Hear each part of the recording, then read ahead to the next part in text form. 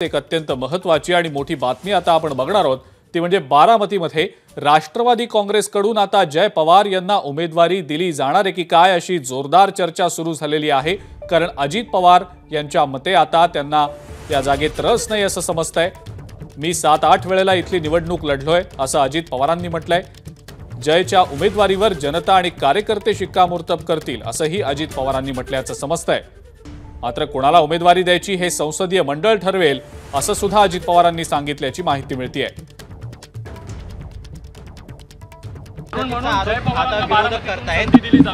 असं जयदादांचं समर्थक म्हणतात। ठीक आहे, देऊ शेवटी काही लोकशाही आहे। मला तर फार काही त्याच्यामध्ये रस नाही आहे, कारण मी 7-8 निवडणुका केलेल्या आहेत। त्याच्या संदर्भामध्ये जर आमच्या जनतेचा तसा कल असेल कार्यकर्त्यांचा तर पार्लमेंटरी बोर्डामध्ये जरूर तोही विचार केला जाईल।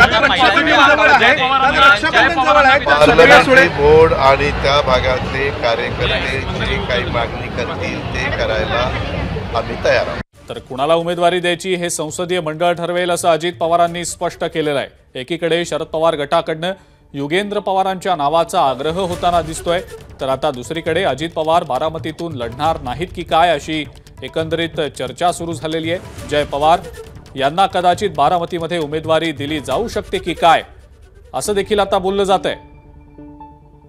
मात्र कार्यकर्ते आणि तिथली जनता जे ठरवेल तेच होईल असं अजित पवारांनी सांगितलेलं आहे। अजित पवारांनी या संदर्भात नेमकं काय म्हटलंय आपण पुन्हा एकदा पाहूया। असं जयदादांचं समर्थक म्हणतात। ठीक आहे, देऊ शेवटी काही लोकशाही आहे। मला तर फार काही त्याच्यामध्ये रस नाही आहे, कारण मी 7-8 निवडणुका केलेल्या आहेत। त्याच्या संदर्भामध्ये जर आमच्या जनतेचा तसा कल असेल कार्यकर्त्यांचा तर पार्लमेंटरी बोर्डामध्ये जरूर तोही विचार केला जाईल। पार्लमेंटरी बोर्ड आणि त्या भागातले कार्यकर्ते जे काही मागणी करतील ते करायला आम्ही तयार आहोत। तर अजित पवार नेमकं काय म्हणाले आपण ऐकलं। मी आता 7-8 वेळेला निवडणूक लढलोय बारामतीतनं, त्यामुळे आता मला तिथून निवडणूक लढण्यात फारसा रस नाही असं अजित पवार म्हणतायत। तर कुणाला उमेदवारी द्यायची हे संसदीय मंडळ ठरवेल असं सुद्धा अजित पवारांनी स्पष्ट केलंय। एकीकडे शरद पवार गटाकडनं युगेंद्र पवारांच्या नावाचा आग्रह होताना दिसतोय, त्यांना कदाचित शरद पवार गटाकडनं उमेदवारी मिळण्याची शक्यता दिसते। तर आता इकडे अजित पवार गटाकडनं जय पवार यांचं नाव देखील चर्चेत असल्याची माहिती मिळतेय। पण कुणाला उमेदवारी द्यायची ते संसदीय मंडळ ठरवेल असं सांगत अजित पवारांनी याबद्दल स्पष्टोक्ती केलेली आहे। जयच्या उमेदवारीवर जनता आणि कार्यकर्ते निर्णय घेतील असं सुद्धा अजित पवार म्हणतायत। त्यामुळे आता बारामतीमध्ये अजित पवार यांच्या ऐवजी जय पवार विधानसभा निवडणूक लढवणार का हा प्रश्न चर्चेला जातोय। अत्यंत महत्त्वाची आणि मोठी राजकीय घडामोड म्हणता येऊ शकेल। बारामतीमध्ये राष्ट्रवादी काँग्रेस अजित पवार गटाकडनं जय पवार हे कदाचित उमेदवार असू शकतात की काय अशी आता चर्चा सुरू झालेली आहे। कारण अजित पवार यांनी या संदर्भात काही सूचक वक्तव्य केलेली आहे। जयच्या उमेदवारीवर जनता आणि कार्यकर्ते ठरवतील असं अजित पवारांनी म्हटलेलं आहे। आतापर्यंत मी 7 ते 8 वेळेला निवडणूक लढलोय असं अजित पवारांनी म्हटलंय। त्यातच जय पवारांच्या संदर्भात माध्यमांच्या प्रतिनिधींनी प्रश्न विचारल्यानंतर कुणाला उमेदवारी द्यायची हे संसदीय मंडळ ठरवेल असं अजित पवार यांनी म्हटलेलं आहे। मंदार गोंजारी आपले प्रतिनिधी आपल्या सोबत आहेत सध्या, त्यांच्याकडनं या संदर्भातली माहिती आपण जाणून घेऊया। मंदार, अजित पवारांनी बारामतीतल्या उमेदवारीच्या अनुषंगानं काही सूचक वक्तव्य केलेली आहे। जय पवारांचं नाव देखील चर्चेलं जात आहे, काय नेमकी याबद्दलची माहिती? अजित पवारांच्या विरोधामध्ये युगेंद्र पवार राष्ट्रवादी काँग्रेस शरदचंद्र पवार पक्षाकडून उभे राहणार अशी चर्चा एका बाजूला होते आहे।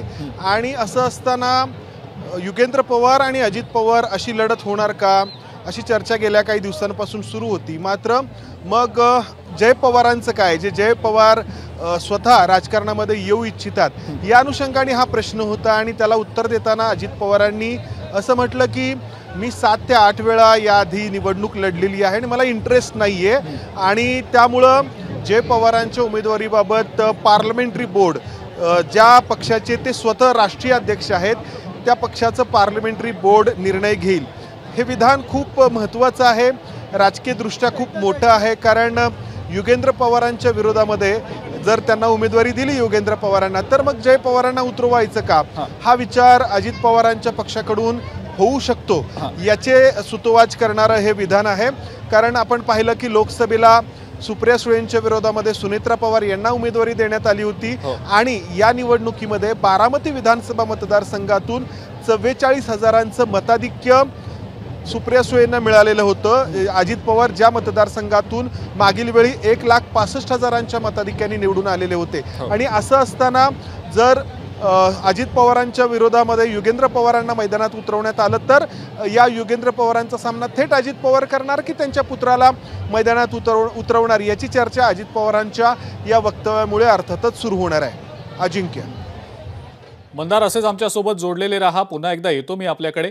आपल्यासोबत सध्या राष्ट्रवादी काँग्रेस युवा प्रदेशाध्यक्ष सूरज चव्हाण आहेत. त्यांची या संदर्भातली प्रतिक्रिया आपण जाणून घेऊया. सूरजजी, एबीपी माझामध्ये स्वागत आपलं. अजित पवार बारामतीतनं निवडणूक लढणार नाहीत की काय, असं एकंदरीत त्यांच्या वक्तव्यावरनं दिसतंय आणि जय पवार यांच्या नावाची देखील चर्चा सुरू असल्याचं समजतंय. काय नेमकी याबद्दलची माहिती आहे? पक्षाची नेमकी काय भूमिका आहे? त्यावेळेस मी दादांच्या सोबत होतो ज्यावेळेस हे वक्तव्य केलं. त्यांनी असं बोललेले आहेत की पार्लमेंटरी बोर्ड जे काही निर्णय घेईल आणि तिथल्या मतदारांची जी काही मागणी असेल त्यानुसार ठरवण्यात येईल. परंतु महाराष्ट्राची आणि महाराष्ट्रातल्या सर्व मतदारांची हीच मागणी आहे की अजितदादांना तिथून लढावं किंवा बारामतीच्या मतदारसंघाची मागणी आहे अजितदादांना लढावं. आम्ही लोकशाही मानणारे आहोत आणि लोकशाही पद्धतीनं निवडणुकीला सामोरे जाणार आहोत. त्याच्यामुळं जी काही लोकशाहीमध्ये जनमताचा आदर करायचा असतो तो आदर करायचा म्हणून दादा बोललेले आहेत. परंतु त्या ठिकाणी जयदादा चांगलं काम करतायत, त्याच्यात काही दुमत नाही. परंतु सर्वसामान्य लोकांची मागणी हेच आहे की त्या भागाचं नेतृत्व हे अजितदादा पवार यांनीच करावं. पण सूरजजी, अजित पवार असं देखील म्हणाले की 7-8 वेळेला मी निवडणूक लढलोय, आता मला काही फारसा रस नाही. त्यामुळे कुठेतरी त्यांनी त्या संदर्भातली आपली भूमिका ठामपणे मांडली आहे का? पक्षातल्या नेत्यांसमोर अंतर्गत नेमकी काय चर्चा आहे पक्षामध्ये याबद्दल? नाही, पक्षांतर्गत कुठली चर्चा नाही. ह्याबाबत अजून आमच्या कुठलं पार्लमेंटरी बोर्डची बैठक झालेली नाही. आता जे दादा बोलले ते आताच्या आपल्या माध्यमासमोर बोललेले आहेत. पार्लमेंटरी बोर्डमध्ये बसल्यानंतर जे चर्चा होईल त्या चर्चेमध्ये जी मागणी येईल आणि लोकांचा मागणी काय आहे याचा विचार करून त्याच्यावरती निर्णय घेतला जाईल. बरं सूरजजी, आणि आणखीन एक महत्त्वाचा मुद्दा तो म्हणजे शरदचंद्र पवार पक्षाकडनं युगेंद्र पवारांचं नाव सध्या समोर येताना दिसतंय. तर मग त्यांच्या समोर एखादा मोठा तुल्यबळ उमेदवार जर द्यायचा असेल तर जय पवार यांचं नाव पक्षाकडनं निश्चित होऊ शकतं का? त्याबद्दलचे काही सुतोवाच होत आहेत का किंवा त्याबद्दलची काही तशी चाचपणी सुरू आहे का? लोकशाहीमध्ये कोण निवडणूक लढावं कोण लढू नये हा तर सर्वस्व अधिकार त्याचा आहे. कोणीही लढलं तरी ज्यावेळी मागच्या 2019ला जी देशामध्ये दादांनी नवीन रेकॉर्ड केलं होतं तेच रेकॉर्ड 2024ला या निवडणुकीमध्ये सुद्धा राष्ट्रवादी काँग्रेस पक्ष करेल. आमचा उमेदवार कोणीही असू द्या त्या ठिकाणी बारामती विधानसभेमध्ये नवीन रेकॉर्ड हे राष्ट्रवादी काँग्रेस पक्षाकडून स्थापन केलं जाईल हा विश्वास आम्हाला आहे. ठीक आहे सूरजजी, खूप खूप धन्यवाद. आपण एबीपी माझाशी बोललात, प्रतिक्रिया दिलीत त्याबद्दल. सूरज चव्हाण होते आपल्यासोबत फोन लाईनवरनं आणि ते म्हणतायत की पार्लमेंटरी बोर्ड ठरवणार आहे नेमका उमेदवार कोण असेल ते. मात्र कुणीही उमेदवार जरी दिला गेला तरी त्यांनी विजयाचा विश्वास देखील व्यक्त केलेला आहे. अजित पवारांनी सूचक वक्तव्य केलेली आहेत. बारामती विधानसभा मतदारसंघातल्या निवडणुकीच्या अनुषंगाने जय पवार यांचं नाव या विधानसभा मतदारसंघातनं उमेदवारीसाठी चर्चिलं जात आहे. अजित पवारांनी देखील काही या संदर्भातली वक्तव्य केलेली आहेत. आता मला रस नाही असं अजित पवार म्हणतायत. मी 7-8 वेळेला या ठिकाणावरनं निवडणूक लढलोय, आता मला रस नाही. मात्र पार्लमेंटरी बोर्ड, तिथले कार्यकर्ते आणि जनता ठरवेल की नेमका उमेदवार कोण असेल, उमेदवारी नेमकी कोणाला दिली जाईल, असं सुद्धा अजित पवारांनी म्हटलेलं आहे. त्यामुळे आता बारामती विधानसभा मतदारसंघातनं अजित पवार निवडणूक लढणार नाहीत की काय, ही देखील चर्चा सुरू झालेली आहे. एकीकडे जय पवारांच्या उमेदवारीची चर्चा तर दुसरीकडे अजित पवार बारामतीतनं निवडणूक लढवणार नाहीत, ही देखील चर्चा सुरू आहे. मंदार गोंजारी आपले प्रतिनिधी आपल्यासोबत आहेतच. मंदार, अजित पवार बारामतीतनं लढणार नाहीत की काय यावरनं सध्या चर्चा सुरू असतानाच जय पवारांच्या बाबतीत चाचपणी केली जातीये का? पक्षांतर्गत तर काही या संदर्भात चर्चा नसल्याचं सूरज चव्हाण म्हणाले, पण स्थानिक पातळीवर नेमकं काय घडतंय, काय नेमक्या राजकीय घडामोडी बारामती विधानसभा मतदारसंघात सुरू आहे?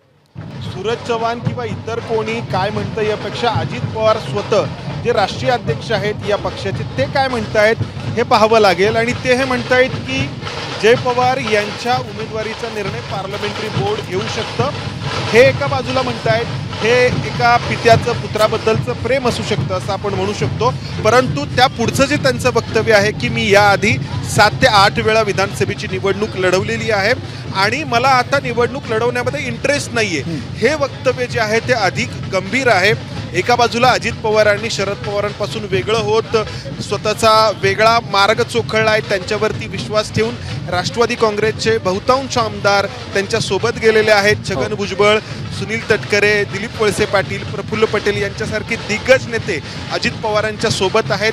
महायुती सरकारमधला महत्त्वाचा घटक पक्ष आहे आणि असं असताना ते जर असं म्हणत असतील की विधानसभा निवडणूक लढवण्यामध्ये मला इंटरेस्ट नाही आहे, तर हे अतिशय गंभीर आहे। राजकीय दृष्ट्या या त्यांच्या विधानाचे खूप वेगळे अर्थ काढले जाऊ शकतात आणि त्यामुळं बारामतीमधून युगेंद्र पवारांच्या विरोधात जय पवार लढणार का ही तर चर्चा होईलच, मात्र याहून अधिक मोठा जो काही मुद्दा उपस्थित होणार आहे की मला 7 ते 8 वेळा मी लढलो, मला इंटरेस्ट नाही आहे, तर हे विधान अजित पवारांनी करणं हे नक्कीच राजकीय दृष्ट्या अतिशय गांभीर्याने या सगळ्या विधानाकडं पाहिलं जाणार आहे।